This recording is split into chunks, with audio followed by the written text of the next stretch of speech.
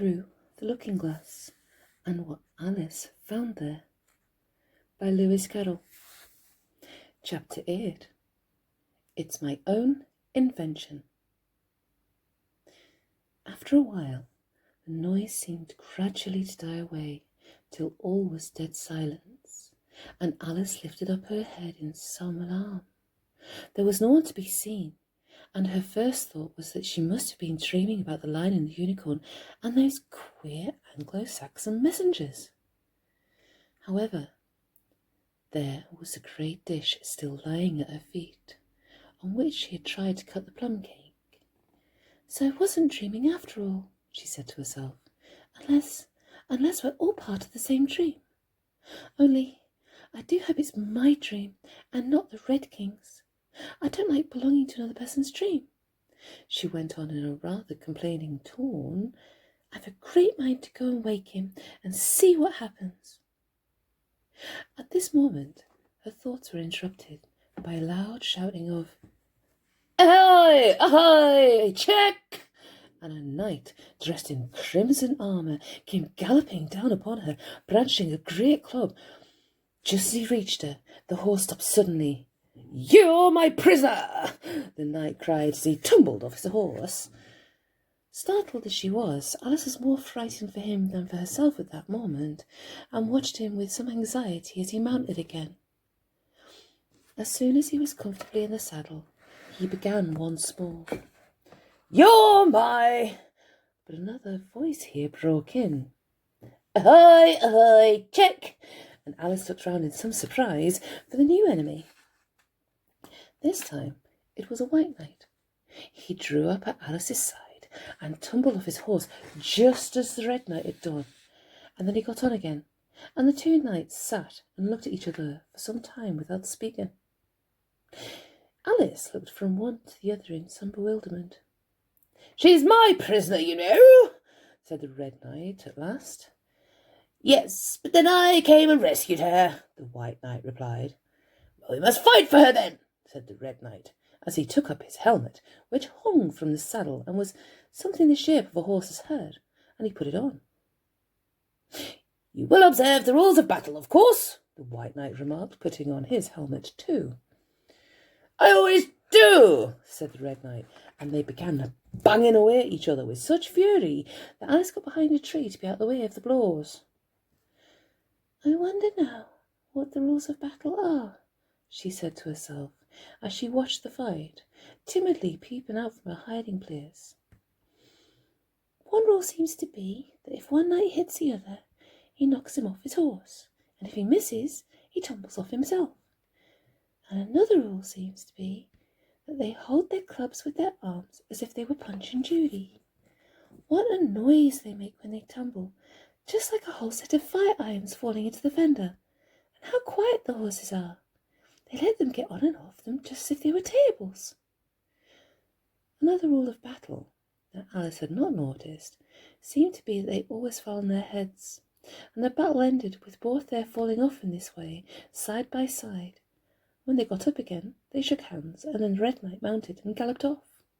"It was a glorious victory, wasn't it?" said the white knight as he came up panting. "I don't know," Alice said doubtfully. "I don't want to be anybody's prisoner. I want to be a queen." "So you will be when you've crossed the next brook," said the white knight. "I'll see you safe to the end of the wood, and then I must go back, you know. That's the end of my move." "Oh, thank you very much," said Alice. "May I help you off with your helmet?" It was evidently more than he could manage by himself. However, she managed to shake him out of it at last. "No one can breathe more easily," said the knight, putting back his shaggy hair with both hands and turning his gentle face and large, mild eyes to Alice. She thought she had never seen such a strange-looking soldier in all her life. He was dressed in tin armour, which seemed to fit him very badly, and he had a queer-shaped little deal box fastened across his shoulders, upside down, and with the lid hanging open. Alice looked at it with great curiosity. "I see you're admiring my little box," the knight said in a friendly tone. It's my own invention to keep clothes and sandwiches in. You see, I carry it upside down so that the rain can't get in. But the things can get out, Alice gently remarked. Do you know the lid's open? I didn't know it, the knight said, a shade of vexation passing over his face. Then all the things have fallen out, and the box is no use without them. He unfastened it as he spoke, and was just going to throw it into the bushes, when a sudden thought seemed to strike him, and he hung it carefully on a tree. Can you guess why I did that? He said to Alice. Alice shook her head. In hopes some bees may make a nest in it, then I should get the honey. But you've got a beehive, or something like one, fastened to the saddle, said Alice. Yes, it's a very good beehive, the knight said in a discontented tone. One of the best kind, but not a single bee has come near it yet. And the other thing is a mouse trap. I suppose mice keep the bees out and bees keep the mice out. I just don't know which. I was wondering what the mouse trap was for, said Alice. It isn't very likely there would be many mice on the horse's back. Not very likely, perhaps, said the knight. But if they do come, I don't choose to have them running all about. You see, he went on after a pause, it is well to be provided for everything. That's the reason the horse has all those anklets round its feet. But what are they for? Alice asked in a tone of great curiosity. To guard against the bites of sharks, the knight replied. It's an invention of my own. And now, help me on. I'll go with you to the end of the wood. Well, what's that dish for? It's meant for plum cake, said Alice. We'd better take it with us, the knight said. It'll come in handy if we find any plum cake. Help me to get into this bag. This took a long time to manage, though Alice held the bag open very carefully, because the knight was so very awkward in putting in the dish. The first 2 or 3 times that he tried, he fell in himself instead.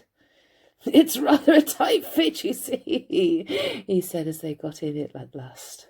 There are so many candlesticks in this bag.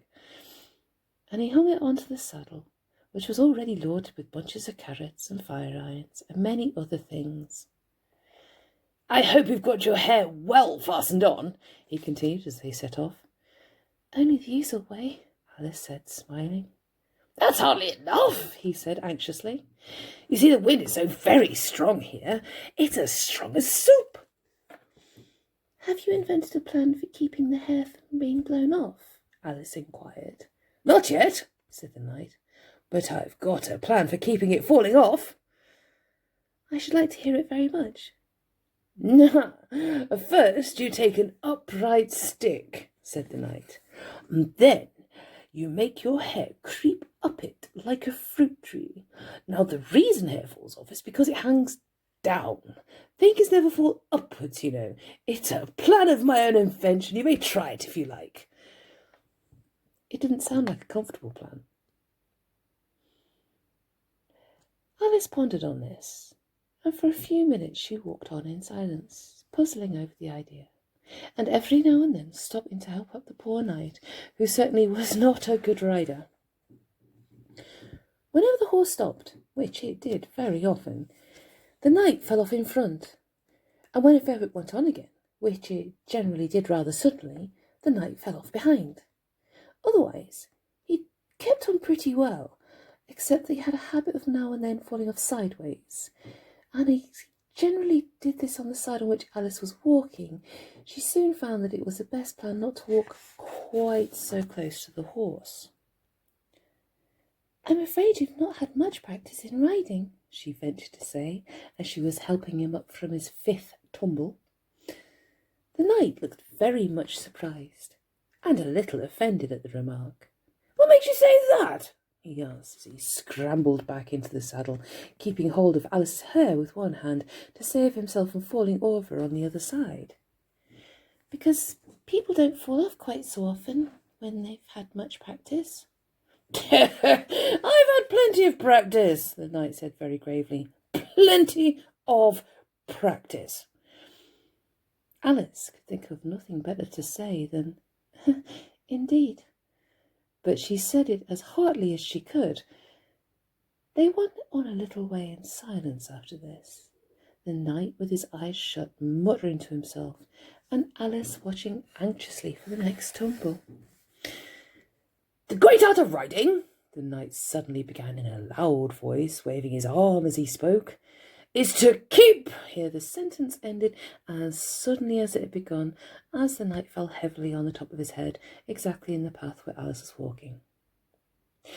She was quite frightened this time, and said in an anxious tone as she picked him up, "I hope no bones are broken." "Not to speak of," the knight said, as if he didn't mind breaking 2 or 3 of them. "The great art of riding, as I was trying to, is to keep your balance properly, like this, you know." He let go the bridle and stretched out both his arms to show Alice what he meant, and this time he fell flat on his back, right under the horse's feet. "Plenty of practice," he went on repeating, all the time that Alice was getting him on his feet again. "Plenty of practice." "It's too ridiculous," said Alice, losing all of her patience this time. "You ought to have a wooden horse on wheels, that you ought." "Does that kind go smoothly?" the knight asked in a tone of great interest, clasping his arms around the horse's neck as he spoke, just in time to save himself from tumbling off again. "Much more smoothly than a live horse," Alice said, with a little scream of laughter in spite of all she could do to prevent it.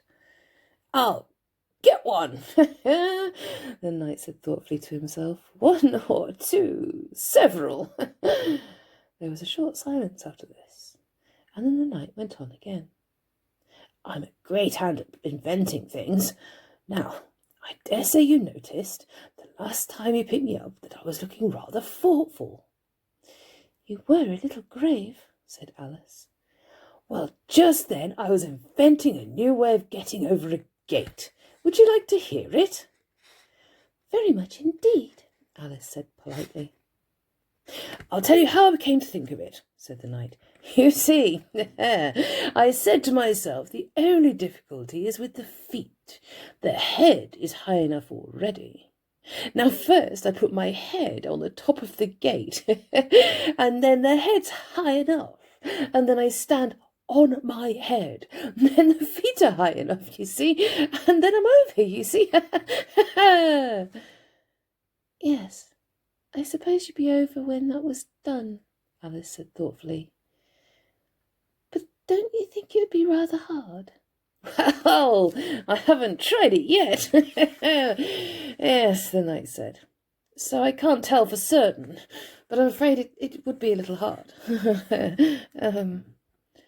He looked so vexed at the idea that Alice changed the subject hastily. "What a curious helmet you've got," she said cheerfully. "Is that your invention too?" The knight looked down proudly at his helmet, which hung from the saddle. "Yes," he said, "but I've invented a better one than that, like a sugar loaf. When I used to wear it, if I fell off the horse, it always touched the ground directly, so I had a very little way to fall, you see. But there was the danger of falling into it, to be sure. That happened to me once, and the worst of it was, before I could get out again, the other white knight came and put it on. He thought it was his own helmet." The knight looked so solemn about it that Alice did not dare to laugh. "I'm afraid you must have hurt him," she said in a trembling voice, "being on the top of his head." "I had to kick him, of course," the knight said, very seriously, "and then he took the helmet off again, but it took hours and hours to get me out. I was as fast as lightning, you know." "But that's a different kind of fastness," Alice objected. The knight shook his head. "It was all kinds of fastness with me, I can assure you."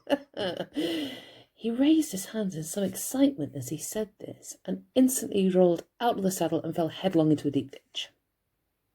Alice ran to the side of the ditch to look for him. She was rather startled by the fall, as for some time he had kept on very, very well, and she was afraid that he really was hurt this time. However, Though she could see nothing but the soles of his feet, she was much relieved to hear that he was talking on in his usual tone. "Ha ha! All kinds of fussness," he replied.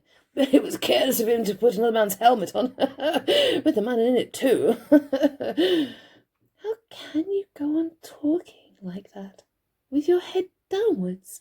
Alice asked as she dragged him out by the feet and laid him in a heap on the bank. The knight looked surprised at the question. "What does it matter where my body happens to be?" he said. "My mind goes on working all the time. In fact, the more head downwards I am, the more I keep inventing new things. Now, the cleverest thing of all sort that I ever did," he went on after a pause, "was inventing a new pudding during the meat course." "In time to have it cooked for the next course," said Alice. "Well, that was quick work, certainly." "Well, not the next course," the knight said in a slow, thoughtful tone. "No, certainly not the next course." "Then it would have to be the next day. I suppose you wouldn't have 2 pudding courses in one dinner." "Well, not the next day," the knight repeated as before. "Not the next day. In fact," he went on, holding his head down, his voice getting lower and lower, "I don't believe the pudding ever was cooked. In fact, I don't believe the pudding will ever be cooked. And yet it was a very clever pudding to invent." "What did you mean it to be made of?" Alice asked, hoping to cheer him up, for the poor knight seemed quite low-spirited about it. "It began with blotting paper," the knight answered with a groan. "That wouldn't be very nice, I'm afraid." "No, not very nice alone," he interrupted quite eagerly. "But you've no idea what a difference it makes, mixing it with other things such as gunpowder and sealing wax. And here I must leave you." They had just come to the end of the wood. Alice could only look puzzled. She was thinking of that pudding. "You're sad," the knight said in an anxious tone. "Let me sing you a song to comfort you." "Oh, is it very long?" Alice asked, for she had heard a good deal of poetry that day.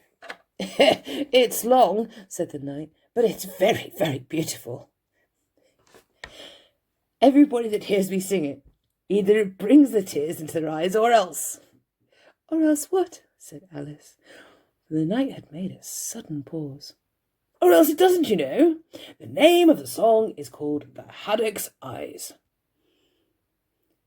"Oh, that's the name of the song, is it?" Alice said, trying to feel interested. "No, you don't understand," the knight said, looking a little vexed. "That's what the name is called. The name really is The Aged Man." "Then I ought to have said that's what the song is called." Alice corrected herself. "No, you oughtn't. That's quite another thing. The song is called Ways and Means. That's only what it's called, you know." "Well, what is the song then?" said Alice, who was by this time completely bewildered. "I was coming to that," the knight said. "The song really is Sitting on a Gate, and the tune's my own invention." So saying, he stopped his horse and let the reins fall on its neck, then slowly beating time with one hand, and with a faint smile lighting up his gentle, foolish face, as if he enjoyed the music of his song, he began. Now, of all the strange things that Alice saw in her journey through the looking-glass, this was the one that she always remembered most clearly. Years afterwards she could bring the whole scene back again, as if it had been only yesterday. The mild blue eyes and kindly smile of the night, the setting sun gleaming through his hair, and shining on his armour in a blaze of light that quite dazzled her.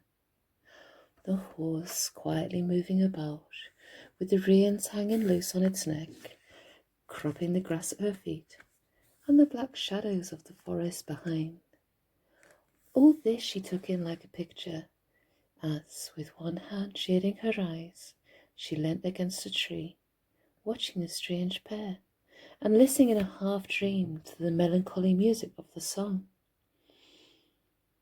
But the tune isn't his own invention, she said to herself. It's, I give thee all, I can no more.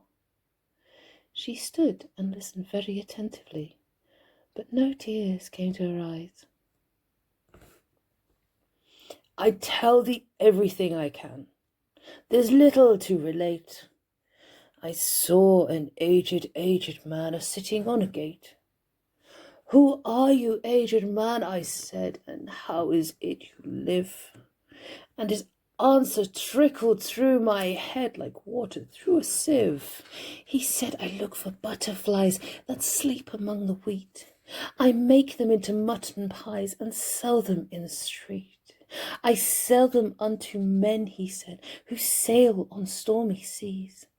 And that's the way I get my bread, a trifle, if you please. But I was thinking of a plan to dye one's whiskers green, and always use so large a fan that they could not be seen. So having no reply to give to what the old man said, I cried, come tell me how you live, and thumped him on the head. His accents mild took up the tale. He said, I go my ways, and when I find a mountain rill, I'll set it in a blaze. And thence they make a stuff they call Rowland's Macassar oil, yet twopence halfpenny is all they give me for my toil. But I was thinking of a way to feed oneself on butter, and so go on from day to day, getting a little fatter. I shook him well from side to side until his face was blue. Come tell me how you live, I cried, and what it is you do. He said, I hunt for haddocks' eyes among the heather bright. I work them into waistcoat buttons in the silent night, and these I do not sell for gold or coin of silvery shine, but for a copper halfpenny, and that will purchase 9. I sometimes dig for buttered rolls, or set lime twigs for crabs. I sometimes search for grassy knolls for wheels of hansom cabs. And that's the way, he gave a wink, by which I get my wealth, and very gladly will I drink your honour's noble health. I heard him then, for I had just completed my design to keep the Menai bridge from rust by boiling it in wine. I thanked him much for telling me the way he got his wealth, but chiefly for his wish that he might drink my noble health. And now if e'er by chance I put my fingers into glue, or madly squeeze a right-hand foot into a left-hand shoe, or if I drop upon my toe a very heavy weight, I weep, for it reminds me so of that old man I used to know, whose look was mild, whose speech was slow, whose hair was whiter than the snow, whose face was very like a crow, with eyes like cinders all aglow, who seemed distracted with his woe, who rocked his body to and fro, and muttered mumblingly and low, as if his mouth were full of dough, who snorted like a buffalo, that summer evening long ago, a-sitting on a gate. As the knight said the last words of the ballad, he gathered up the reins and turned his horse's head along the road by which he had come.